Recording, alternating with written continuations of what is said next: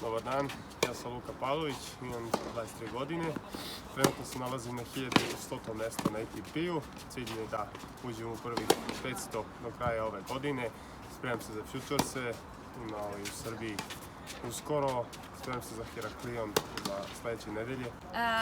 Za mene je Harun malo specijalan, da kažem, klub, jer ja nisam odavde i došla sam iz Paraćina i za mene je nekako Harun promenio način, da kažem, tenisa. Treniram ovde sa timom trenera iz Haruna. Ja sam ovde već par godina.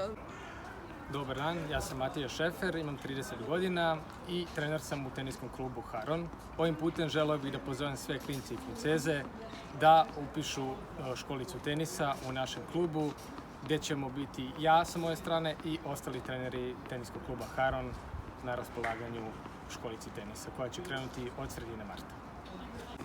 Ove godine planiram da igram TSS turnire i cilj mi je da podignem moj UTR rang. A ja ovog leta imam isplanirano par Futuresa i ITF-ova. Pozdrav svim malim igračima i sve najbolje.